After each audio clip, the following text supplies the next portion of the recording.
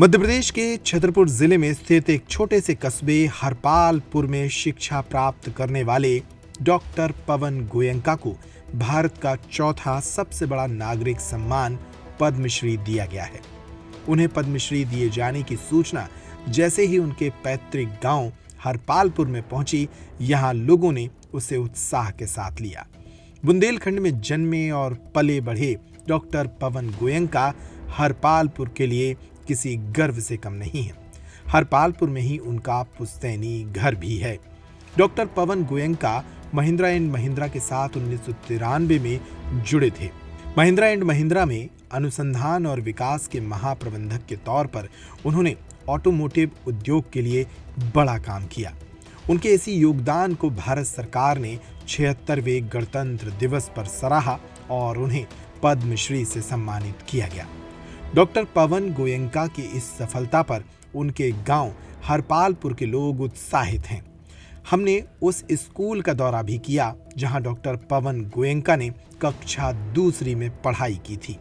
दरअसल गोयनका ने अपनी प्रारंभिक कक्षा 2 तक की स्कूली शिक्षा छतरपुर जिले के हरपालपुर में की। आगे की स्कूली शिक्षा श्री जैन विद्यालय कोलकाता से की और फिर IIT कानपुर से मैकेनिकल इंजीनियरिंग में बीटेक और कॉर्नेल विश्वविद्यालय से PhD की उपाधि प्राप्त की। उन्होंने हार्वर्ड बिजनेस स्कूल में 6 सप्ताह का उन्नत प्रबंधन कार्यक्रम भी किया। उन्होंने 1979 से 1993 तक अमेरिका के डेट्रॉइट में जनरल मोटर्स R&D सेंटर में काम किया। इसके बाद वे महिंद्रा एंड महिंद्रा लिमिटेड में महाप्रबंधक के पद पर पहुंचे। हरपालपुर में जैसे ही ये खबर पहुंची कि डॉक्टर पवन गोयनका को पद्मश्री दिया जा रहा है, स्थानीय लोगों ने इस पर खुशी व्यक्त की। सुनिए हरपालपुर के लोगों की ये प्रतिक्रियाएं। नमस्कार, मैं हूं शुभम सोनी और आप देख रहे हैं पैप्टिक टाइम मध्य प्रदेश समाचार। और इस समय हम छतरपुर जिले के हरपालपुर में हैं, जहां एक गौरव की बात है कि जो महिंद्रा कंपनी के जो पवन गोयनका जी हैं, उनको पद्मश्री से नवाजा गया है। बता दें आपको, जहां हम बैठे हैं इस संस्था में उनने पढ़ाई की है। हमारे साथ स्थानीय लोग मौजूद हैं, हम उनसे बात करेंगे, उनसे जानेंगे आखिर उनका कैसा सफ़र रहा और क्या कुछ है। आइए, क्या नाम है आपका? प्रदीप मिश्रा। अच्छा, क्या गोयनका जी का क्या सफ़र रहा? हाँ, गोयनका जी जब हम लोगों को पता चला सन 2018 में कि गोयनका जी यहाँ पे आए हुए हैं और उन्होंने यहीं से पढ़ाई की है, तो हम लोगों की उत्सुकता बढ़ी कि उनसे मिला जाए। तो जब वो फर्स्ट टाइम 2018 में यहाँ पे आए तो हम लोग उनसे मिले। तब उन्होंने हम लोगों से चर्चाएं की कि हम यहाँ के रहने वाले हैं, हमने यहाँ पे बालकाल हमारा यहीं का रहा है। इसके बाद ही हमने आगे का सफ़र शुरू किया है। तब वो उस समय महिंद्रा में MD के पद पर थे। तो हम लोगों ने कहा कि आप जब इतने बड़े ओहदे पर बैठे हुए हैं तो हमारे लिए भी कुछ करें, हरपालपुर नगर के लिए। तब उन्होंने कहा क्या कर सकते हैं। तो उस टाइम हरपालपुर में पानी की समस्या बहुत विकराल बनी हुई थी। तो हम लोगों ने, हमारी टीम ने उनसे कहा कि सर यहाँ के लिए कुछ पानी के ऊपर कुछ किया जाए, देखते हैं। फिर उन्होंने एक प्रोजेक्ट दिया यहाँ के लिए ग्राउंड वाटर रिचार्ज के लिए। तब हम लोगों ने उनके साथ करीबन 1 साल तक काम किया है, जिसमें हम लोगों ने 1 तालाब, 5 recharge shaft, dyke, roof water harvesting और उसी के अंतर्गत इस प्राथमिक विद्यालय में भी काम किया उन्होंने। बच्चों के लिए ड्रेस वगैरह और रूफ वाटर हार्वेस्टिंग, शौचालय व्यवस्था, काफ़ी कुछ किया है उन्होंने इस स्कूल में। तो उस टाइम हरपालपुर के लिए पानी की समस्या थी। तो अब जो ये अपना हरिहर तालाब है, यहाँ पर भी उन्होंने निर्माण करवाया था। हरिहर तालाब का सौंदर्यीकरण करवाया, खुदाई वगैरह करवाई, पेड़ भी लगवाए, रिचार्ज शाफ्ट, डाइक आदि। और हरपालपुर में 70 के समथिंग उन्होंने रूफ वाटर हार्वेस्टिंग का कार्य किया था। उसमें 4 कुआँ थे। हरपालपुर नगर के मुख्य 4 से 5 कुओं में उन्होंने सफाई करवा के नया निर्माण करवाया था। तो उस टाइम हमें उनके साथ काम करने में बहुत अच्छा लगा। जैसा कि आज उनको पद्मश्री से नवाजा गया है, व्यापार और उद्योग के क्षेत्र में उनका जो बड़ा नाम है और उनको पद्मश्री से सम्मानित किया गया है, तो नगर के लिए एक गौरव की बात है। तो कहीं ना कहीं नगर में एक खुशी का माहौल भी देखने के लिए मिल रहा है। जैसे हरपालपुर में एक अवध किशोर जड़िया जी को भी पद्मश्री से नवाजा गया और दूसरे व्यक्ति ये पवन गोयनका जी हैं, तो क्या कहेंगे? बहुत खुशी की बात है कि हम लोगों के नगर के हरपालपुर के होने के बाद भी उन लोगों ने इतने बड़े उस पर पहुँचे हुए हैं भी, अब उन्हें पद्मश्री से नवाजा जा रहा है, तो हम लोगों के लिए और खुशी की बात है क्या मिश्रा जी अभी एक जिस संस्था में अभी अपन यहाँ बैठे हैं, यहाँ पर उन्होंने पढ़ाई भी की है, तो इस पर क्या कहेंगे, कुछ जानकारी बताएं हमारे दर्शकों को। हाँ, जब वो उस टाइम आए थे तो उनके साथी मित्र भी कुछ आए थे, तब उन लोगों ने उन्होंने ऐसा बताया था कि हाँ हम बचपन में यहाँ पढ़े हैं। तो उन्हीं के द्वारा पता चला था हमें कि हाँ यहाँ पे वो पढ़े हैं, कक्षा 2 या 3 तक वो यहाँ पे पढ़े हैं और यहाँ पे रहे भी हैं, क्योंकि उनका पुराना मकान भी यहाँ पे है, मेन मार्केट में उनका पुराना मकान है। हाँ, अभी पुराना मकान है। हाँ, वहाँ पे उनका पुराना मकान है। तो ऐसा हम लोगों को पता चला था कि वो यहीं पे है, यहीं के रहने वाले थे और यहीं से उनका सफ़र शुरू हुआ है।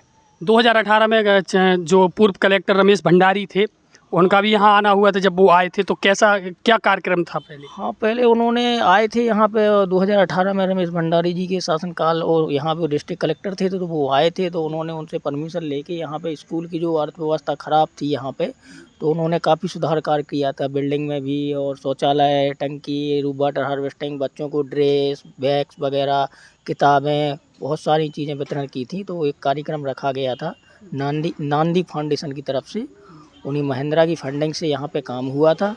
लगभग 70 से 80 लाख रुपए का उन्होंने हरपालपुर नगर में काम करवाया था। हमारे साथ सुनील विश्वकर्मा जी मौजूद हैं। हम उनसे जानते हैं जो अभी पवन गोयनका जी को जो गणतंत्र दिवस के शुभ अवसर पर उनको पद्मश्री से नवाजा गया है, तो हमारे साथ मौजूद हैं। हम इनसे जानते हैं क्या कुछ नगर में उनके द्वारा जो काम किए गए हैं उनको जानते हैं। तो सुनील भैया, स्वागत है आपका पैप्टिक टाइम्स में। बहुत बहुत धन्यवाद आपका। और आज बड़े ही गौरव की बात है कि डॉक्टर पवन गोयनका जहाँ हम बैठे हैं इसी विद्यालय में पढ़े हैं। एक केंद्रीय प्राथमिक पाठशाला है ये सरकारी, तो इसी में उन्होंने कक्षा 2 तक की पढ़ाई की है और ये बुंदेलखंड अंचल से आता है। तो ये बुंदेलखंड के लिए बड़ी गौरव की बात है। और जो देख रहे हैं आप स्कूल में, इसी स्कूल से उन्होंने एक बड़े मुकाम तक पहुँचे हैं और पूरे विश्व में अपना नाम बुंदेलखंड का किया है। और जैसा आप देख रहे हैं कि आज बड़ी ही हर्ष और हम लोगों की हमारी टीम उनको बधाई दे रही है और बहुत अच्छा लग रहा है, बड़ा अपने आप में गौरवान्वित महसूस कर रहे हैं हम लोग। क्या आपकी कब उनसे मुलाकात हुई? पहली बार जब मुलाकात हुई तो किस तरीके से मुलाकात हुई और उन्होंने क्या आप लोगों को मार्गदर्शन दिया? 2018 की बात है। 2018 में वो यहीं जन्मे थे, तो उनका पुराना मकान भी है हरपालपुर में और बीच बाज़ार में उनका मकान है। और प्राइमरी की शिक्षा कक्षा 2 तक की पढ़ाई प्राथमिक स्कूल में की है उन्होंने, ही केंद्रीय प्राथमिक पाठशाला जो लहचूरा रोड पर स्थित है। तो उनके मन में एक विचार आया, हम लोगों से उन्होंने मुलाकात की तो उन्होंने बोला कि इस मातृभूमि का कर्ज कैसे निभाएं। तो उन्होंने अपनी मातृभूमि का कर्ज निभाने के लिए यहाँ पे 2018 में 17 फरवरी 2018 को जिस स्कूल में वो पढ़े हैं वहाँ का जीर्णोद्धार करवाया था। यहाँ पे कुछ बच्चों के लिए टेबल और किताबें, स्कूली बैग, टॉयलेट और आरओ वाटर ऐसी सुविधाएं उन्होंने प्रदान की कि बच्चे यहाँ पे स्वस्थ पानी पीने के लिए, स्वच्छ पानी पीने के लिए और पढ़ाई के लिए किताबें वगैरह और बैग उपलब्ध कराई थी उन्होंने। ऐसे काम कराए हैं। तो ये बहुत बड़ा उन्होंने अपना एक मातृभूमि के लिए एक फर्ज निभाया था। जी बिल्कुल, डॉक्टर पवन गोयनका जी इसी विद्यालय से पढ़े हुए छात्र थे और ये हमारे लिए बड़ी गौरव की बात है कि उस विद्यालय में हम शिक्षण कार्य कर रहे हैं और अपने आप को बड़ा गौरवान्वित महसूस कर रहे हैं। और उनके लिए वो हमारे लिए बहुत बड़े प्रेरणा स्रोत हैं। और हम अपने जो छात्र, इस समय हमारे छात्र यहाँ पढ़ रहे हैं, उन्हें भी हम डॉक्टर पवन गोयनका जी के नाम से परिचय करवाते हैं और उन्हें बताते हैं कि छोटी जगह से भी पढ़कर कोई व्यक्ति इतने आगे जा सकता है। तो आज पूरे शहर को, विद्यालय को बड़ी गौरव की बात है कि वो पद्मश्री से सम्मानित हुए हैं।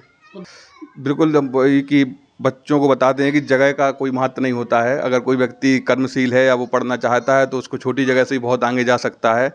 और हमारे बच्चों को, विद्यालय में पढ़ने वाले सभी बच्चों को और पढ़ाने वाले सभी अध्यापकों की बहुत बड़ी गौरव की बात है कि वो इस विद्यालय से पढ़े हुए हैं और उनने इस विद्यालय के लिए भी सोचा भी है, बहुत सा काम किया है जो कम लोगों के द्वारा देखने को मिलता है। उनने व्यवस्थाएं बहुत अच्छी की हैं, बाथरूम दिव्यांगों के लिए भी बनाई हैं कि जिससे कोई बच्चा अगर दिव्यांग है तो वो उसे जाने में कोई असुविधा ना हो। पेयजल की व्यवस्था भी की गई है, टीन सेट की व्यवस्था भी की गई, टेबलें भी बच्चों के लिए दी गई हैं, कुर्सियाँ भी दी गई हैं। तो उनने बहुत विद्यालय के लिए सहयोग किया है और अपना पुराना बैकग्राउंड को वो बचा के रखे हुए हैं, बड़ी बात है।